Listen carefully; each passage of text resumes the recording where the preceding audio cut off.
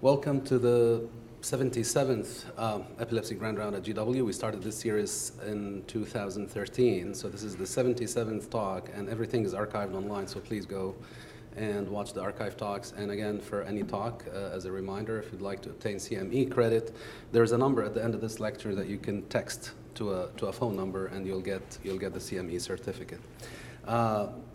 This morning, those of us who are interested in the mechanisms of memory processing in health and disease are in for a treat. Dr. Kareem Zaghloul from NIH is an expert and an exquisite researcher in this area. If you look at his publications in the past few months, you will see 2 Nature Communications papers, 1 Brain paper, 1 Science paper, a bunch of other papers in esteemed journals. And this is obviously highly prolific and commendable in this level of journals. So it gives you just a quick idea about his productivity. Kareem went for his undergraduate studies at MIT, and then went to University of Pennsylvania for his MD PhD. His graduate work focused on silicon models of processing of the mammalian retina. And then he stayed at UPenn for his residency in neurosurgery. He also did a lot of work with Dr. Michael Kahana, a previous speaker in this series, studying the mechanisms of memory processing. And then he joined NIH in 2010 as a staff clinician, and 2013 as a researcher. And as I mentioned, he continues to be a very productive researcher.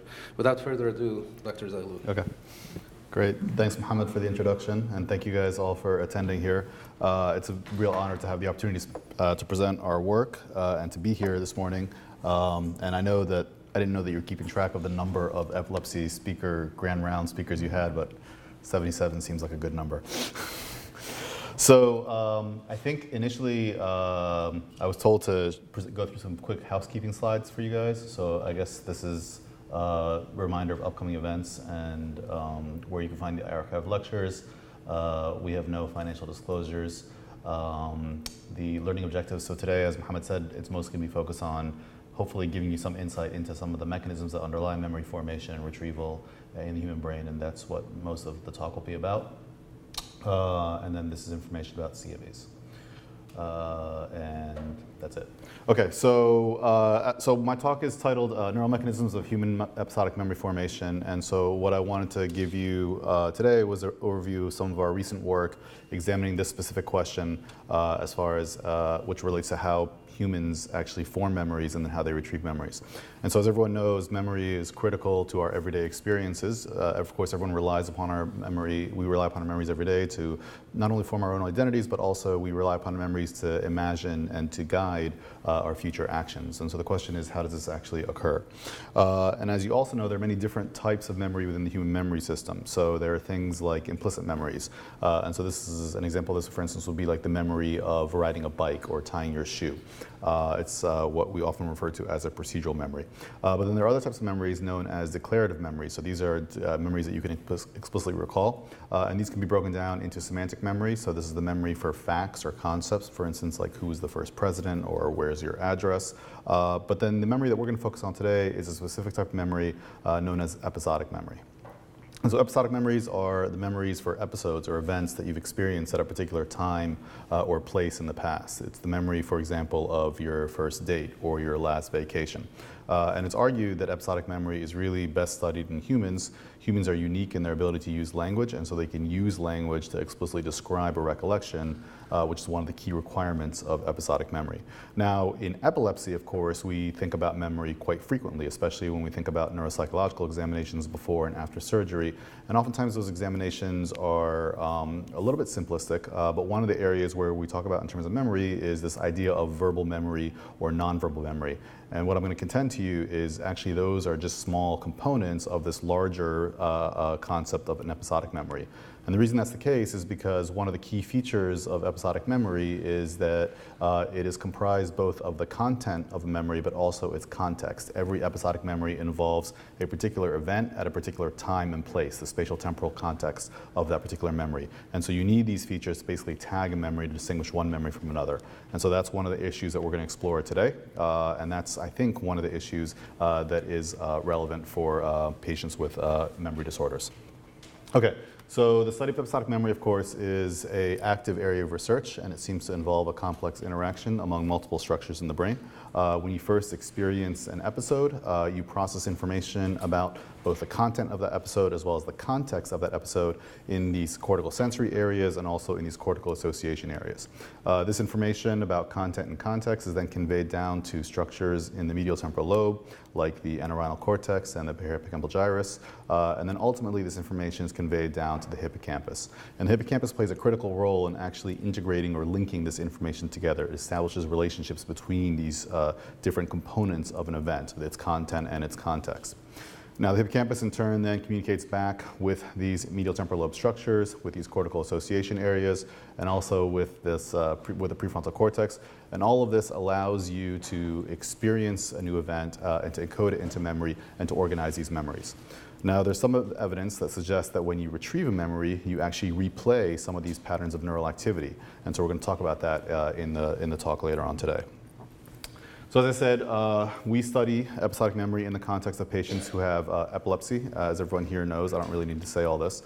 Epilepsy is a pretty common neurological disorder, affects 1% of the population, and obviously the patients that we are interested in, the ones that we study, are those that are drug resistant, and this comprises about a third of those patients. Now, one of the things that you probably all know about epilepsy is oftentimes it involves many of the same regions that are implicated in episodic memory formation. And in fact, one of the major comorbidities that we see in patients with epilepsy is poor memory, suggesting that chronic or uncontrolled seizures can actually affect many of these same circuits that are involved in memory formation. Okay, so we can treat epilepsy with medications. That doesn't work sometimes. And so really a possible treatment in those cases then is to offer surgical resection to these patients. And of course we have a lot of non-diagnostic tools to figure out how to actually identify which region of the brain is responsible for seizure activity. These include scalp EEG and MRI, and you guys all know all this, of course. But if those tools fail, or if we have some discordant data, we're not exactly sure what to do in terms of identifying a location of seizure activity, then oftentimes we resort to placing electrodes either directly on the surface of the brain or deep within the brain using depth electrodes or stereo EEG electrodes. And so this is an example of one of our previous implants. This is a temporal lobe patient. We have this temporal grid, and we have these electrodes underlying the temporal lobe and also going up into the frontal lobe and around the temporal tip. And of course, as you know, we monitor these patients for 1 or 2 or 3 weeks or however long it takes for them to have seizures. We record activity from these electrodes continuously, 24 hours a day. And we, based on that activity, we can try to identify where seizures are coming from and then hopefully offer them surgical resection. Well, it turns out that this setup, which is very good from a clinical perspective, actually offers us tremendous opportunities from a research perspective because we're recording data directly from the human brain while these patients are awake and they're interactive and they're sitting around in EMU for an extended period of time. And so we can ask what this activity looks like while people are participating in different tasks that are designed to probe their memory and see if we can gain some insights into what happens in the brain when you form a memory and when you retrieve a memory. Okay, so from these electrodes we can gather a lot of different types of data. So from any one electrode we can capture the aggregate activity over a local patch of brain. This generates what's known as a intracranial EEG signal or a local field potential signal. And what you'll notice about these signals is that they're characterized by the presence of these fluctuations, these fast sort of rhythms or fast or slow rhythms in the actual voltage trace itself. Now, it's not entirely clear what the origins or the implications of these oscillations are, but they've been extensively studied and described in a variety of different frequency bands, and many of these different frequency bands and power and phase within these frequency bands have been linked to a variety of different cognitive functions. We can also study the interaction among multiple different regions of the brain. We can ask how regions potentially might be correlated with one another or coherent between different regions, and this begins to give us a sense of what's happening at a larger network level, how information is flowing from one brain region to another, and what that might mean in the context of memory formation and retrieval. And then finally, more recently, using some special electrodes, we can actually capture the activity of individual neurons. And we can do this, and we can ask what's happening with action potentials or firing rates of individual neurons in the human brain while they're awake and while they're participating in these memory tasks. And we can ask how population spiking activity is changing as people are forming memories and how they're retrieving memories. And so our work is really focused on examining memory formation across these 3 spatial scales. And actually, if you compare these spatial scales and these tools that we have that are, that are available to us to all the other modalities that we have in the neurosciences, we can see that there are many modalities that we have, things like single cell recording or PET imaging or MRI. But each of these other modalities has this trade-off between temporal resolution and spatial resolution. And these human integrated recordings across these 3 spatial scales give us a very nice trade-off between temporal resolution and spatial resolution, giving us a very powerful way to actually examine what the brain is doing when people are forming and retrieving these memories. Okay, so what I'm going to focus today's talk on is one set of stories under this general theme of understanding what these mechanisms are and what they look like as people encode and retrieve these memories. And so we're going to talk about how people encode both the content and the context and how they retrieve these components of memory. And then we're going to talk about what these mechanisms look like across these different spatial scales. And also, let me also say from the outside that if you guys have any questions, please feel free to interrupt. So it's not like a formal thing. Okay. So one of the things that one of the ways that sort of helps us think about, helps us think about episodic memory formation is sort of captured in this little schematic here. So what I'm showing you here is a schematic representation of the state of your brain. Okay, and you can think of your brain state as slowly fluctuating at any given moment, and these fluctuations can be affected by who you're talking to or what you're seeing or what you're thinking. They represent both a spatial temporal context, but they also represent internal context. And this brain state is always changing in everyone's head at all time. Okay, so suppose that you experience an episode. Suppose that you and I engage in a great conversation in a restaurant. Well, if you're going to remember that episode, you're going to embed the memory of that conversation within this context. All right? Now, suppose that you're walking down the street at a later time and you pass by this restaurant, and seeing this restaurant triggers your memory of this conversation that we had. Well, there's substantial behavioral and psychological evidence that suggests that when this occurs, you actually mentally and internally jump back in time to re-experience not only the conversation that we had, but also the surrounding context, the restaurant, the time of day, what you were thinking about, perhaps where you were going next. And so this is something that we've all experienced. So if I ever ask you to remember, for instance, what you were doing yesterday or what you were doing last week or what you did, let's say, in college, you're going to do this thing where you go in your head and you actually mentally jump back and you essentially re-experience this particular type of episode. And so the question is, how does this occur? And so behaviorally, we know that this happens, but what this presents us with is an immediately testable hypothesis that if this is happening behaviorally, then what we should see is the following. If you experience an episode, there should be a pattern of activity that we can observe in the brain that's representing your ability to process that particular event or episode. And if you retrieve that episode, what we should see is that you should actually replay or reinstate that same or a very similar pattern of activity, suggesting that you're essentially re-experiencing that event. And so we could test this hypothesis. Okay, so the way we do this is we use a what's called a verbal paired associates memory task. And so we do this obviously with our laptops in the patient's testing room while these patients have these electrodes in their heads. And the task works like this. We present them with these pairs of words. These are unrelated nouns, random nouns that are chosen from a large word pool. And their job during the encoding period is to remember, for instance, that beam goes with camel and flood goes with rhino and so on and so forth. They form these novel associations. We then ask them to solve some simple math problems as a form of distraction. And then later on during retrieval, we cue them from one word from each of these pairs, and their job is to remember what the associated word is. And we do this because we use this task because it offers us 2 major advantages. So the first advantage is that this task, in order for you to actually form these associations, you have to draw upon the meanings of these words. You're going to think, for instance, that maybe a camel is walking on a beam or a rhino is in a flood. For you to form these associations, you have to know what the meanings of these words are.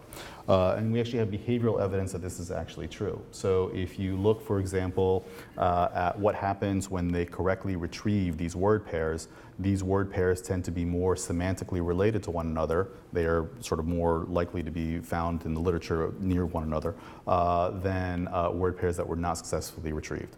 Moreover, sometimes when people are cued with a word, they actually make a mistake. They say the wrong word. They create what's called an intrusion. And if you look at those intrusions, it turns out that those intrusions are more semantically related to the cue word than the actual correct or expected word was. So all of these data suggest that indeed people are actually using the meanings of these words. They are relying on semantic processing to actually complete this task. Well, this is quite convenient for us because one of the main areas that has been implicated in semantic processing is the temporal lobe, and we actually place electrodes in the temporal lobe all the time. And so a lot of our data that we capture can capture neural activity that's related to this process of semantic formation or semantic processing and drawing upon the meanings of these words. The second advantage that this task offers us is it gives us direct control over what memories they are trying to form and also what memories they are trying to retrieve and when they're trying to retrieve it. And so we can examine neural activity at every single time point when they're trying to form a memory, and we can also examine activity at every single time point when they're trying to retrieve a memory. We know what memory they're trying to retrieve, and so now we can ask whether that pattern of neural activity during retrieval is similar at all to the pattern that was formed during encoding when they were forming that memory. And so the way we do this is actually we create what we call, what are called feature vectors. Okay, so I'm going to walk you through this because you're going to see this a bunch of times. So this is a patient's brain that's reconstructed with electrodes on their head. From each of these electrodes, we can extract out the intracranial EEG trace and break that down into its spectral components. So we can, for example, see how much power there is in one band here, theta, alpha, beta, low gamma, and high gamma.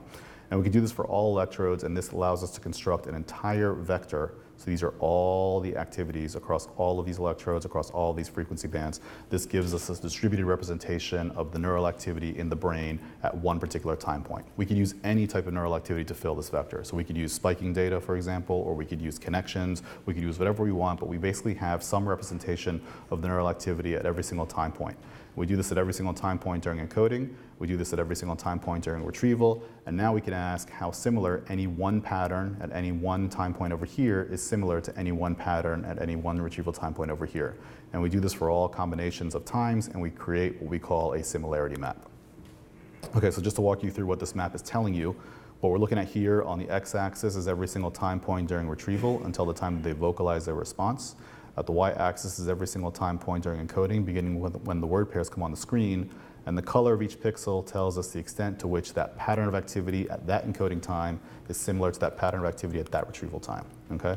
And so what you should hopefully begin to appreciate here is immediately before they vocalize their response, this red line here, we see this big red blob. That means that there's a pattern of activity that happened right before they vocalized their response that was quite similar to the patterns that were happening around 0.5 to 1 second to 1.5 seconds during the encoding. There was some reinstatement or replay of that pattern of activity, all right? And so this type of map is what you're going to see for the next several slides. Can you calculate the similarity? Is that the formula? Yeah, so it's called cosine similarity. It's like a Pearson correlation, but it's non-centered. Yeah. It's basically, you can think of it as a correlation, but it's how close those two feature vectors are to one another. Okay, so in our first study several years ago, we did this by looking at the intracranial electrodes and looking at oscillatory power and these patterns of power. And what we found across 33 subjects was that if you look at what happens during the correct trials compared to the trials where they either said pass or they said the wrong word, basically the incorrect trials, what we see is that there's greater evidence of reinstatement right before vocalization during the correct trials compared to the incorrect trials. And of course, this was significantly different. And so what this tells us is that when people are retrieving these individual memories, what we're finding is that they have patterns of activity that are present in the brain when they form memories, and these patterns are being reinstated. Now, what we also found was that these patterns actually contained information that was specific to the individual items themselves, and also contain information about this context, this time within which those actual memories were actually formed. All right, so what's the evidence that we have for that? So let me just walk you through that very quickly.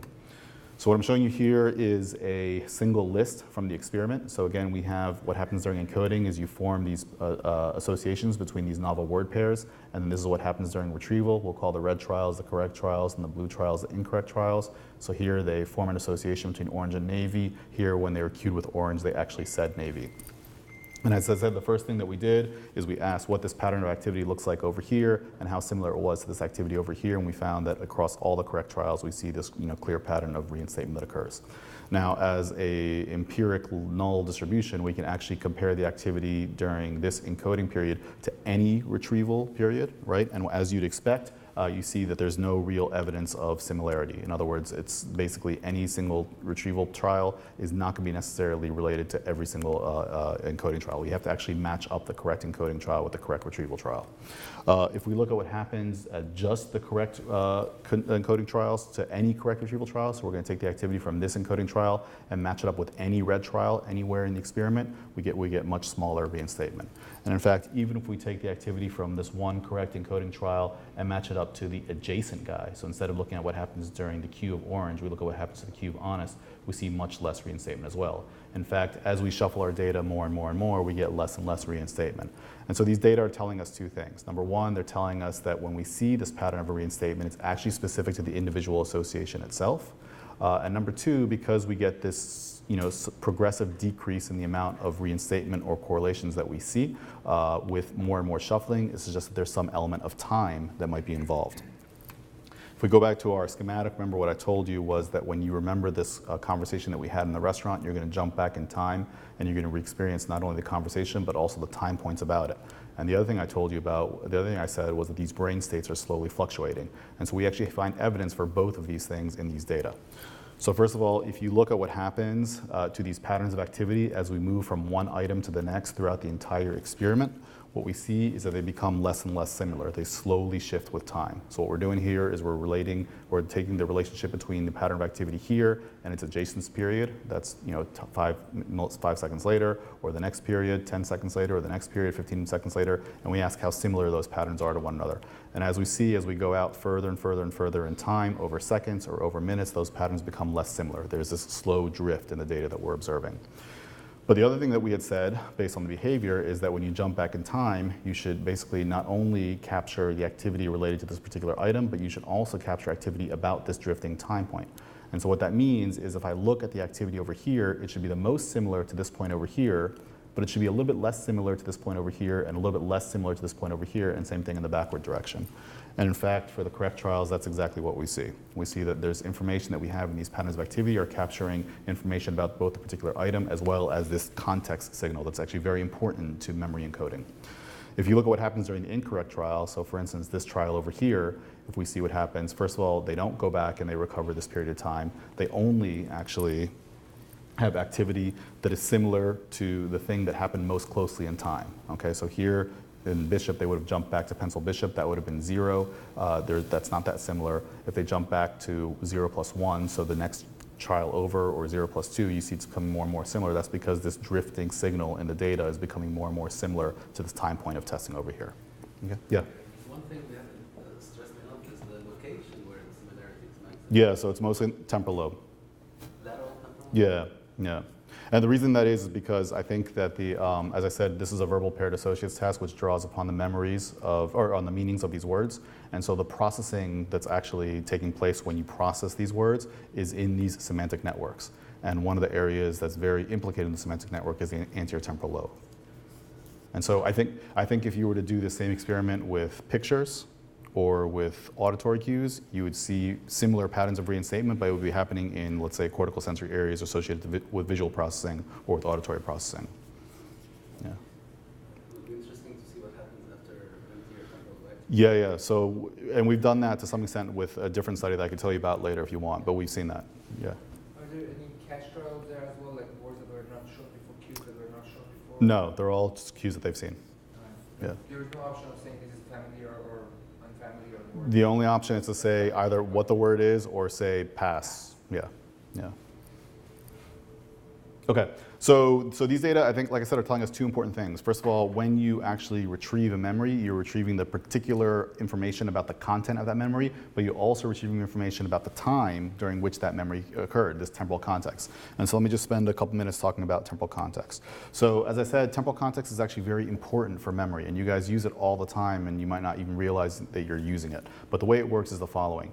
If I ask you, if you think about, go back to college, okay, think about what you were doing in college, and think about some memories that you have from college. All of those experiences that you have in college share a similar temporal context. They share the temporal context of college.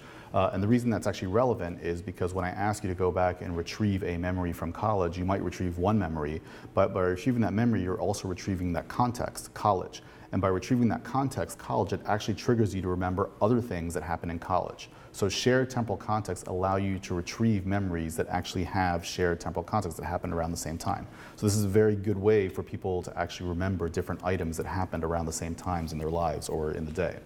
Okay, so that's great.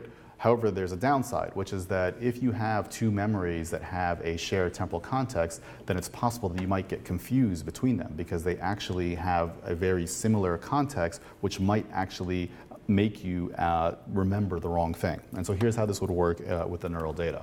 So suppose that I actually have two memories, memory A and B, and suppose that their memories are represented by these three neural units, okay? And so we can see that memory A is different than memory B just by the activity of one of these units right here, okay? That's just talking about the content of the memory itself. Let's also suppose that we have another example where we have memory C and memory D, and they also only are different from one another by the activity, they only differ from one another by the activity of this one unit over here.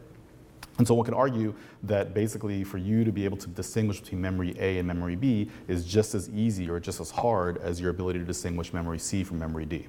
Okay, but suppose now that we actually throw in addition to the actual representation of the content itself, a representation of the context, the time during which this memory's occurred. And suppose that memory A and memory B happened at the same time, but memory C and memory D happened at very different times. And so you can imagine if there is some representation of time in the brain, memory A and memory B will have neural activity that looks quite similar for those representations of time. Memory C and memory D will have activity that looks quite different. And now you should be able to see, hopefully, that if you were to ask someone to distinguish between memory A and memory B, that would be much harder to do because they actually only differ by this one unit over here, whereas it's much easier to distinguish memory C from memory D because they actually differ by a lot of units. And this is actually, you also know this from your own lives. You can easily distinguish a memory of something that you did in college compared to something that you did, let's say, last week. You can make that distinction quite easily because those representations are very different from one another in your brain. Okay, so we wanted to test if this is actually true. And so the way we did this is we actually looked at data that we had collected while people performed this paired associates task that I told you about earlier. And we also looked at data that we had collected when people performed a different task known as free recall. And so in this task, we actually present people with these lists of words, just a whole list of 12 words or 15 words. They solve a math problem, some math problems, and then later on, they actually have to retrieve as many words as they can from memory, just a freely recalling as many words as they can. And the reason we are actually going to compare these two experiments to one another is they actually require different behavioral strategies. So in paired associates, what I want to remember is that beam goes with camel, and that's very, very, very different than remembering that flood goes with rhino. I want to separate these guys out as much as possible. In free recall, however, it is more strategically appropriate to actually try to link these words together as much as possible, to remember that fire goes with line, that goes with whatever, and so you actually want to lump these words together. So here you want to separate things out as much as time as possible. Here you want to actually lump them as much as possible in order for you to perform this task. Now, what we're going to do is we're going to look at these patterns of neural activity that I told you about earlier, and we're going to look at these drift rates. So remember we said that this context signal in the brain slowly drifts with time. We saw evidence for that before, and we see it again over here. If you look at what happens at these distributed patterns of activity from one point to the next, they become less and less similar. And what we're specifically going to ask is how quickly these patterns change, okay? So if this context signal changes very, very, very, very, very quickly, you could imagine that this representation of context at this particular item is going to be very different than the representation of time at this particular item, and it's going to be easier to separate them out. And so you should be able to do better on this task over here. Conversely, if things are moving very, very, very, very fast over here, again, the representation here is going to be very different than the representation over here, and it's going to be harder to link them together. So the hypothesis is that if this thing is drifting very, very quickly, you should do better on this task and worse on this task. If this thing's drifting very, very slowly, you should do worse on this task and better on this task. Does that make sense? Okay, and so it turns out that's exactly what we see. So if you look at what happens to the memory performance as a function of how quickly things are changing in time, how quickly the neural signals in your brain are changing in time, what you see is that people do better on the paired associates task the faster things are changing in time, and they do worse on the free recall the faster things are slowly changing in time. And so again, this sort of supports our hypothesis that this temporal signal, the signal of time, which we think is a very critical piece of how you actually remember things, plays an important role in how you shape or how you actually form these memories to begin with. Okay, now we can actually test to see if this is actually, we can actually provide further evidence, causal evidence if this is true, using electrical simulation. So we use simulation all the time for a bunch of things, and I'm happy to talk to you guys about that. But this is one project in which we use simulation. And so what we do is we present people with these lists of pairs of associates. So each of these bars here represents a list of 6 words. And during some of the lists we simulate, and some of the lists we don't simulate. And so the question that we had was, how does simulation affect this relationship? And so the hypothesis here was that if simulation makes your brain signals change more rapidly, you should do better on the paired associates task and worse on the free recall task. If simulation makes your brain signals change more slowly, then it should be the opposite.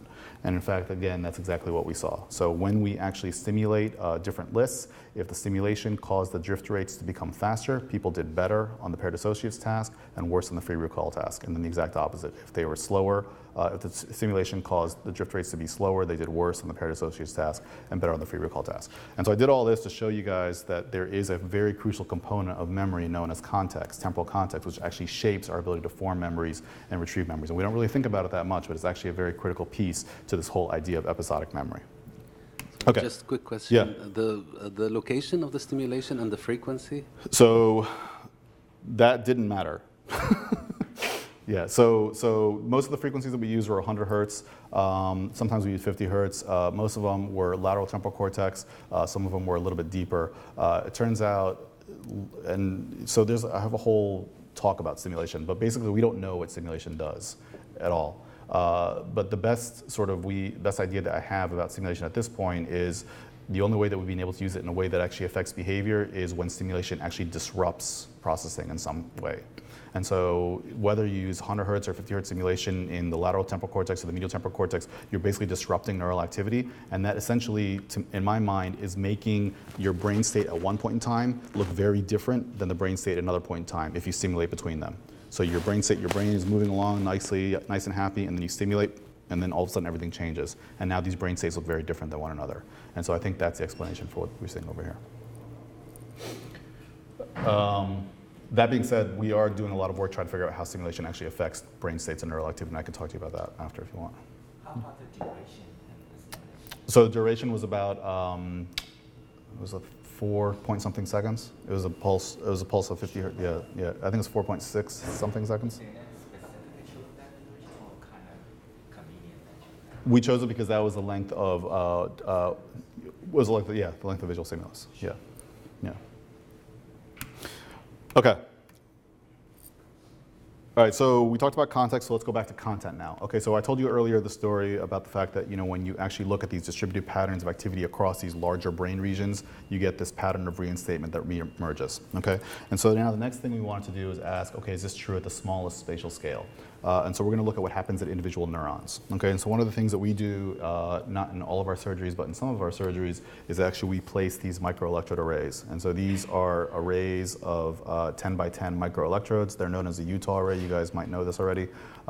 They're basically 4 millimeters on a size, so this gives you a sense of scale. They extend 1 millimeter or 1.5 millimeters into the cortex, and we implant these in the brain with the idea that we can use this to capture single unit activity from each one of these electrode contexts. And so this is one of our surgeries here. We could see this electrode arrays implanted in the anterior temporal lobe. We usually try to place this in an area where we're anticipating we're going to resect. So this is a person with non-lesional temporal epilepsy. We sort of hypothesize that it might be leading to a resection of this area, so we place the electrode array here. And then from each one of these contexts, we can actually capture single unit spiking activity from the neurons that are adjacent to these contexts over here. Okay, and so this gives a very nice way to actually ask what's happening with single units in the brain while people are participating in this task. Okay, so just to give you a sense of what happens to a population of neurons. Okay, and so these are a bunch of neurons that we recorded from one array in one experimental session, and this is what happens during the encoding period. So the stimulus, the visual stimulus comes on the screen, so the words come on the screen here, and you can see that some neurons show increases in spiking activity and other neurons show decreases in spiking activity. The activity is quite heterogeneous, and we see this all the time for all of our spiking data. There's definitely heterogeneity in everything that we see. Okay, and so this is sort of a population pattern of activity that we see when people are encoding something into memory. Now, if we look at what these same neurons, the same exact neurons, ordered in the same exact way, what they're doing during retrieval, we see a very similar pattern of activity. And so this is what their patterns look like immediately before they vocalize their response. So the neurons that were increasing their activity during encoding are also increasing their activity during retrieval. The ones that are decreasing their activity during encoding are also decreasing their activity during retrieval. Again, suggesting that there is a pattern of spiking activity now that actually looks like it's being replayed when you retrieve a memory. So once again, we can do what we did before. We can create these feature vectors. Now we're going to populate these vectors with spiking activity from each one of these neurons. We're going to create a similarity map. And so when we did this across all of our subjects, what we found is, as we saw before, that there was significantly greater evidence of reinstatement during the correct trials compared to the incorrect trials. And so now what these data are telling us is at the level of individual neurons, at population spiking activity, we see that there are patterns of spiking activity that are capturing information about a particular trial, and that pattern is being reinstated when you retrieve a particular memory. Now, what we also found was that these patterns of spiking activity were specific to the individual associations themselves, just like we saw with the larger scale oscillatory activity. And so once again, we could do this shuffling procedure that I walked you through last time, and what we see is that the greatest activity exists in the patterns that with the true data. We see significantly less evidence of reinstatement when we shuffle either the correct trials, the adjacent correct trials, or when we shuffle all the trials. And so all of these data suggest that the population of spiking activity itself, there's a unique pattern of activity for each particular association. We don't see actually evidence of this temporal context signal in the spiking activity, and I can talk about that later if anyone's interested. What we also find is that that spiking activity is actually quite sparse. Okay, so these are all the neurons that we captured from all of our 6 subjects in this experiment. And what we're plotting here is for each individual neuron, how many individual trials was that neuron active as a percentage. And so you can see that most neurons are only active about 10 to 15% of the time. The activity is quite sparse. And so this is a histogram of that distribution. And what we can see is that they actually become even a little bit more sparse during the correct trials or in the incorrect trials. And so all of these data are telling us is that when you're actually participating in a encoding trial and processing an event, you have spiking activity that is quite specific to that individual item, and it's actually quite sparse. And that particular sparse and specific pattern of activity is then being replayed when you retrieve that particular event.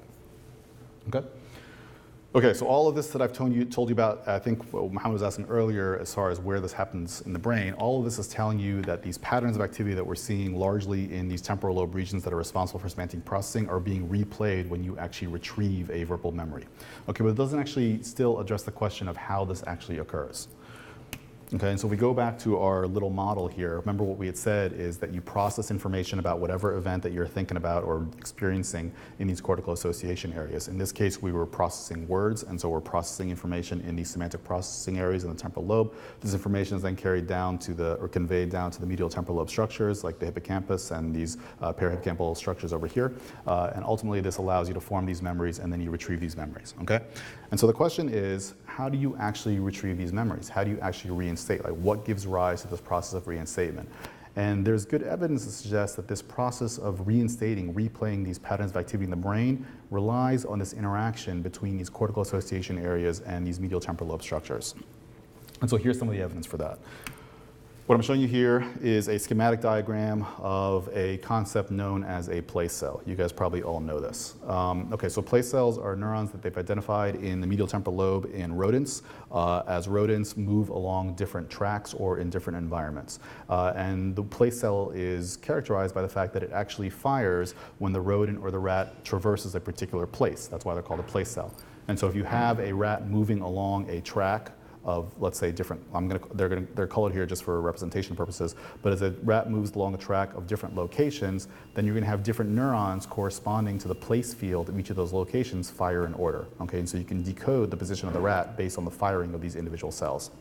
Okay, now what's amazing is that when these rats are actually asleep and perhaps consolidating their memories, or when they are awake between runs on the track, what you see is actually replay of this same sequence of neurons in the same order. Okay, so the rat had this sequence where he went red, yellow, blue, purple, and when they're asleep or when they're sitting quietly at rest, they actually replay the same signal. There's some component of memory. What you also see is that when they replay these sequences, this happens against this physiological signal, the backdrop of a physiological signal known as a sharp wave ripple. And so if you look at the local field potential signal in the medial temporal lobe, what you see in the raw trace and the filter trace are these very, very, very fast oscillations. These are known as sharp wave ripples. They're called sharp waves in rodents because they usually sit on the back of these sharp transients. But it turns out that there's a lot of evidence that suggests that these ripples, when they occur, you see this replay of spiking activity, suggesting that these ripples might be a marker of memory retrieval of some kind. And there's been a lot of evidence to show this in rodents, that this is actually related to memory performance and memory consolidation, the presence of these ripples. Now, recently, in the last couple of years, there's been some evidence that has shown that these ripples are actually also coordinated with activity in the cortex. And so this is a study that came out of Bujaki's lab 2 years ago, and what they found was that they could record these ripples not only in the hippocampus, but they could also record it in the cortex, in the posterior parietal cortex. And what was remarkable about this study is that they found that the ripples that they found in both these medial temporal lobe regions as well as these cortical regions were oftentimes coupled. They happened at the same time. So here's a ripple that's happening in the cortex, and here's a ripple that's happening in the hippocampus. Sometimes they were uncoupled, but oftentimes they were coupled. And if you just do a cross correlation between every time you see a ripple event in the cortex and every time you see a ripple event in the hippocampus, you see this clear peak in the cross-correllogram. Okay, so there's this coupling that's happening between these cortical ripples and these MTL ripples. And what they did in this study is they looked at such coupling while the rodents were asleep, and they asked whether that relates to memory performance on a spatial navigation task, and it did. Okay, so we saw this, and then we asked, okay, well, maybe we should look at our data and ask to see whether there's evidence of ripples. There's been some ripples that have been previously documented in human recordings. Those have largely been during sleep, but there's been very little evidence indicating, there's been no evidence actually suggesting that there's coupled ripples in the human cortex, between the human cortex and the MTL, and there's also been no evidence identifying what ripples are doing when people are actually retrieving memories while they're awake. Okay, so let's see if this actually happens in our data. So if we look at our data and if we look at electrodes that we've placed along these MTL structures, so these are electrodes that are sitting along the entorhinal cortex or the periapical gyrus. If you look at the raw trace, you can see it over here. We could filter this trace within this ripple band, so between 80 and 120 hertz, and we see these clear ripple events. These are events where we see these fast oscillations that have power that exceed a certain threshold in a certain duration, and we're going to call these ripples. Okay? Now, if we take each of these ripples that we see in the MTL and we lock our data in every other electrode to those ripple events, and we ask what does the power spectrum look like in those data that's locked to those MTL ripples, well, first of all, we see this clear peak in the MTL. This is when the ripples are happening. We have this peak in this ripple band between 80 and 120 hertz. But interestingly, if you look in the temporal lateral cortex, you also see a peak in the ripple band, suggesting that there's also ripples that are happening in the temporal lobe cortex. And in fact, if you look at the temporal lobe cortex and those electrodes there, so this is an electrode in the middle temporal gyrus, you could see evidence of these ripples. So here's a raw trace over here. Here's this area here where this is the filter trace over here. And in this red region here, we see this ripple that's happening in the middle temporal gyrus, and it's coupled in time exactly to this ripple that's happening in the MTL. So we have these uncoupled ripples and these coupled ripples, and we see this all the time in our data. And so now the question is, how does this relate to memory formation? Oh, sorry, so let me also show you that you can actually zoom in and you can see that these ripples they're not synchronized, but they're happening around the same time. And we can also construct the same cross-correllograms that we saw earlier in the Bujaki paper. And so just at baseline, you see a peak in the cross-correllogram between the medial temporal lobe and this temporal cortex that's peaking above this chance distribution. As a control, and we're going to see this as a control for the remainder of the slides, we also looked at primary motor and sensory cortices. And we don't see such coupling or such peaks in coupling between the MTL and these primary motor sensory regions. Okay, so this is a study that we just completed, and so we actually asked what are these ripples doing during this paired associates task. And so just to remind you again, in this task, we give them with these pairs, we show them these pairs of words that they study. Later on during retrieval, we cue them with one word, and they're supposed to say what the associated word is. And we can look at activity in both the MTL as well as the middle temporal gyrus, for example. We can see what's happening in the raw traces and in the filter traces, and we can identify these ripple events that are happening, and sometimes they are coupled between here and here, and sometimes they're not. Okay, so we see this quite frequently. And in fact, if you look at one experimental session and we just create a rastergram for all ripple events, and so here we're looking at all ripple events in the MTL during all the correct trials compared to the incorrect trials, you clearly see a greater number of ripples in the correct trials compared to the incorrect trials. You clearly see a greater number of coupled ripples between the MTL and the temporal lobe in the correct trials compared to the incorrect trials. Again, as a control, if we look at the primary motor and sensory cortices, we don't really see much in terms of differences in the coupled ripple waves between the correct trials and the incorrect trials. And so we can actually look at this as a function of time. Yeah? Sorry to interrupt Yeah. one more time. What is MTL? medial temporal lobe. I know. I mean, but where? Is it perihippocampal gyrus or is it depth electrode in the hippocampus? Not depth electrodes in the hippocampus. So electrodes in the perihippocampal gyrus and in the along the entorhinal cortex. So interestingly, there's a study in brain that came out in 2008 where they looked. This is the first study to identify ripples in the brain, in the human brain. And they tried to relate that, it was during sleep, and they tried to relate that to memory consolidation, and they found that the relationship they observed was actually in the perihippocampal gyrus and the entorhinal cortex, and they didn't see this relationship in the hippocampal depth electrodes. So all our data from this study is actually from the perihippocampal gyrus and entorhinal cortex. Yeah. Okay, so if we look at what happens across all of our subjects, and this is, I think, 14 subjects, what we see is right before they retrieve their response, there's an increase in the rate of ripples in the MTL during the correct trials compared to the incorrect trials. We see a slight increase in the cortical regions during the correct and the incorrect trial, but importantly what we care about is actually this coupled ripple rate, the rate at which we have this coupling between these two regions during the correct trials compared to the incorrect trials. Now, one could argue, as our reviewers rightfully did, that this increase that we see in this coupled rate is only driven by this increase that we see in the MTL rate, and so we actually performed a lot of statistical tests to show that this was actually not the case. And in fact, what we did is we did something called computing the conditional probability. And so this is telling us the likelihood of finding a ripple in the medial temporal lobe given that there's one in the cortex, or the probability of finding a cortical ripple given that there's one in the MTL. We found in both cases they were significantly greater in the correct trials compared to the incorrect trials. And then again, we can also look at these cross-correlograms and we can see that they're greater than the correct trials compared to the incorrect trials. And so all of these data together are telling us that when you are retrieving a memory, you exhibit greater ripple activity in the MTL, which is what is consistent with the rodent literature. But what we're also showing here is that you're also exhibiting greater activity in these cortical regions and the coupled ripples between them. Okay, so finally, as a final step then, let's try to tie in everything that we talked about earlier in terms of those patterns of reinstatement. Remember I told you that when you actually retrieve a memory, you actually reinstate these patterns of activity in these cortical regions. And so we can ask if these ripples that we're observing are at all related to those patterns of reinstatement. And so what we're going to do is we're going to take each one of these coupled ripples that we see and we're going to lock our data during retrieval to that coupled ripple, and we're going to ask what does the pattern of reinstatement look like. And it turns out that if you lock the data during retrieval to each one of those ripple events, you see clear evidence of reinstatement that's greater during the correct trials compared to the incorrect trials. If you just pick random time points during the retrieval period, you don't see this difference, okay? So these ripples that are happening and that are coupled between the MTL and the cortex are actually immediately preceding this process of reinstatement. And so together these data are giving us direct evidence that when you are awake and you are retrieving a particular episode or a particular memory, you have these coupled ripples between the MTL and these cortical regions, and this rippled activity then precedes this process of reinstatement of neural activity in these cortical regions, okay?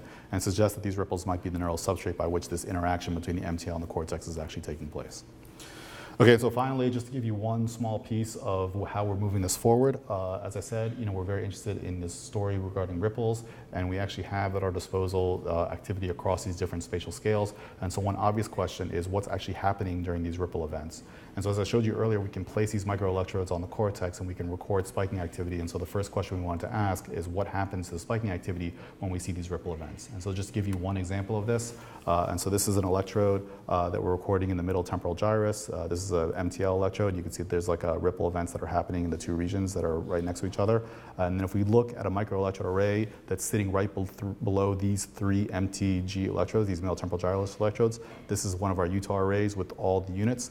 And what we see, and we see this all the time, every time we see one of these ripples, we see this burst of spiking activity. So there's something happening with the ripples that's actually affecting the spiking data underneath or influencing the spiking data underneath. And so this is actually what we're currently working on right now to understand what the spiking data is telling us about what's being encoded and what's being retrieved and what that means in the context of ripples. So finally, I think I just want to say that hopefully I was able to convey to you a couple of main points. First of all, the point that when you are actually encoding and retrieving a memory, you're actually encoding several components of a memory. Episodic memories are comprised both of the content and the context. Both of those features are actually captured within the neural data, and both of them are actually being retrieved when you actually retrieve a memory. And hopefully I've also been able to show you that this process of reinstating these neural patterns of activity extends across these spatial scales and seems to be preceded by these ripple events that are happening between the MTL and these cortical regions. And so finally, I just want to thank, of course, everybody in my lab, my current lab members and former lab members, all of our very close collaborators on the epilepsy service at NIH, and also my close colleagues and partners in neurosurgery. And thank all of you for attending. Oh, I'm supposed to leave this up. Thank you so much. Beautiful work, indeed. Thanks. Congratulations. I have two questions. First is, what are your thoughts on the mechanism of synchronized activity over wide cortical regions? So I don't think they're actually synchronized. So if you actually go back to a zoom in, I sort of skipped over this very quickly. But if you look actually at what this ripple event, for instance, looks like if you zoom in, you'll find that the peaks are not necessarily synchronized to the peaks here, that they're actually not synchronized. And so what I actually think is happening is that when you actually have a ripple event in a cortical region, that's basically the activity. There's a lot of data from the literature that shows this both in slice and in vivo, that if you have a local circuit and it's active, it creates a small ripple. And so probably what's happening is that you're having a cortical circuit or a circuit that's active over here, and for whatever reason, it is then activating a circuit over here. They're both rippling. They don't necessarily have to be synchronized. They're just both rippling at the same time. Well, they are synchronized. They're not phase locked, Yeah. obviously, but they are synchronized. I mean, what is triggering them at the same time? Okay. So an easy way to do this would be this. Okay, you have a circuit here that ripples because it's active. It conveys a volley of spikes to a circuit over here that now becomes active and it ripples. So you think it's direct connectivity? Yeah. The other thing is if you induce this kind of synchrony between medial and lateral temporal lobe, one would expect to elicit déjà vu, don't you think? It depends. I mean, I think you'd have to do it in a way that's actually organized such that the actual information is organized in a way. So yes, I mean, it's possible that every time that you have this coupling that's happening between the MTL and the MTG, it is evoking some type of memory reinstatement of some kind. And if it's organized in a way, then it could look like a déjà vu. Interesting. Okay. Any questions? Yes. So so here, for the ripples, some ripples people think maybe those are epileptogenic zone or those kind of things. How you differentiate of physiology? That was obviously a very important comment from one of the reviewers. So we did a lot of work to sort of show that this was not related to epilepsy. So first of all, we excluded all electrodes that had ictal activity. We also took out you could identify ictal events in the EEG trace, and you can include all those ictal events as well. And so we did a sort of a lot of corrections for that. Yeah. I think the role of high-frequency oscillations in memory function has been already. So we know that the high-frequency oscillations are not always, epileptiform. That's right. Are physiological. That's right. Yeah. This is an unrelated question, but on a neurochemical level, would this suggest that there's an increased reinforcement of dopaminergic pathways when somebody recalls the correct answer, even if they don't know that they're selecting the correct answer? Yeah, so that's a good question. So I think we know that there's a huge role of dopamine in actual memory formation. And in fact, there's a whole model out there that suggests that the reason that you actually are able to remember novel or salient events is because you have dopaminergic input that actually makes those whatever patterns of activity more salient and therefore better encoded. So yes, we also know, interestingly, but this hasn't actually been very well explored, is that there's a lot of D2 receptors, I think, that are in the temporal lobe. And so one hypothesis would be that those receptors are there because they're actually used for having dopamine modulate memory formation and retrieval. We've thought about that, we've never actually really explored it, but I think you're right. All right, thanks.